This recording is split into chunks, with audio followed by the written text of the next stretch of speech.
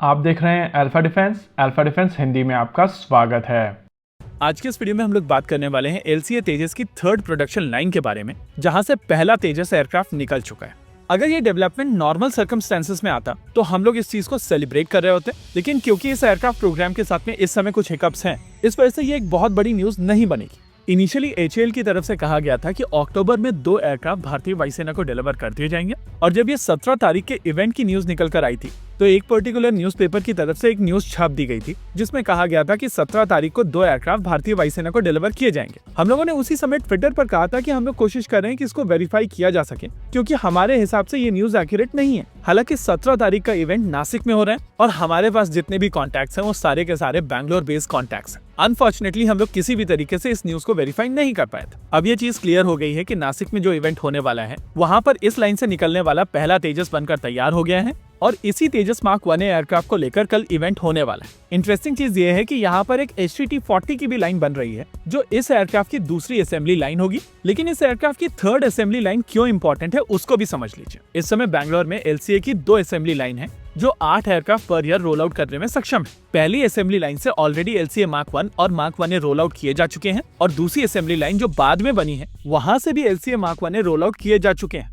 In total Bangalore से ही 8+8 16 aircraft per year roll out किए जा सकते हैं। और जब नासिक असेंबली लाइन में 8 aircraft per year roll out करने की कैपेसिटी बिल्ड की गई थी तो ये नंबर बढ़कर 24 हुआ था। हालांकि इंस्टॉल्ड कैपेसिटी और प्रोडक्शन रन 2 अलग अलग चीजें हैं। आमतौर पर एक जिग के ऊपर जब एयरक्राफ्ट जाता है तो फाइनल एयरक्राफ्ट बनकर निकलने में लगभग 1 साल तक का समय लगता है, लेकिन जब पहला एयरक्राफ्ट बनकर निकल आता है तो सब्सिक्वेंट एयरक्राफ्ट के बनने में बहुत ज्यादा समय नहीं लगता है। एग्जाम्पल के तौर पर इसी लाइन में जो दूसरा एयरक्राफ्ट बन रहा है उसकी करंट सिचुएशन ये असेंबली लाइन ऑपरेशनल होने के बाद में अब 24 aircraft per year roll out किए जा सकते हैं, यानी कि हर महीने 2 तेजस मार्क 1 बनाए जा सकते हैं। इंटरेस्टिंग चीज ये है कि जीई की तरफ से एग्जैक्टली यही कैपेबिलिटी ऐड की जा रही है, और जैसे ही GE F404 का प्रोडक्शन रेट रैंप अप हो जाएगा तो लगभग हर महीने 2 GE F404 भारत को डिलीवर कर दिए जाएंगे। वैसे 4 GE F404 अभी तक डिलीवर किए जा चुके हैं, और माना जा रहा है कि 5वां इंजन इस महीने के अंत तक भारत को डिलीवर कर दिया जाएगा। उस हिसाब से इंजन का प्रोडक्शन रेट भी नॉर्मल हो रहा है। रही बात एयरक्राफ्ट की भारतीय वायुसेना को डिलीवरी की, तो भारतीय वायुसेना इस एयरक्राफ्ट की डिलीवरी तभी एक्सेप्ट करेगी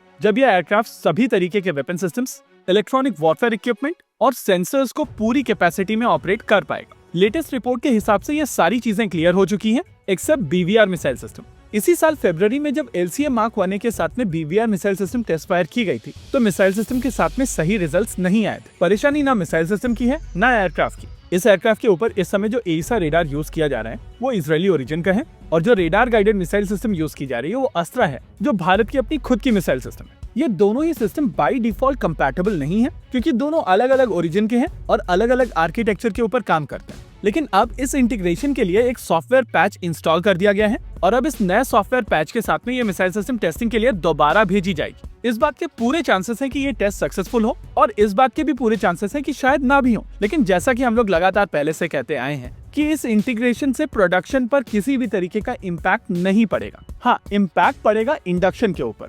अगर इंडक्शन अक्टूबर में हो जाता तो भारतीय वायुसेना को 2 एयरक्राफ्ट मिल जाते, लेकिन अगर ये इंटीग्रेशन दिसंबर तक होता है तो भारतीय वायुसेना को एक साथ 6 एयरक्राफ्ट मिलेंगे। इसी तरीके से अगर ये इंडक्शन अगले साल फरवरी में होता है तो भारतीय वायुसेना को एक साथ 10 एयरक्राफ्ट मिलेंगे। देखिए, इनिशियल प्लान के हिसाब से अस्त्रा इंटीग्रेशन फरवरी में होना था, और ये चीज नहीं हुई। इसके लिए आप HAL को क्रिटिसाइज कर सकते हैं, लेकिन जो लोग इसके लिए तेजस मार्क 1 को क्रिटिसाइज कर रहे हैं उनको मैं रेकमेंड करूंगा कि दिवाली का टाइम है, थोड़ी मिठाई और खाइए। और हाँ, भारत की इंडस्ट्री जो चीजें प्रॉमिस कर रही थी वो डिलीवर नहीं कर पाई है, तो अगर आपको उसको सेलिब्रेट करना है तो थोड़े पटाखे और फोड़ लीजिए। रही बात हम लोगों की, तो इंजन के लिए हम लोगों ने 1.5 साल वेट किया है, और अब जब इंजन आना शुरू हो गए हैं तो हम लोग उसी को लेकर खुश हैं। इसी के साथ आज के इस वीडियो में रखते हैं केवल इतना ही। वीडियो को अंत तक देखने के लिए धन्यवाद। देखते रहिए अल्फा डिफेंस। जय हिंद।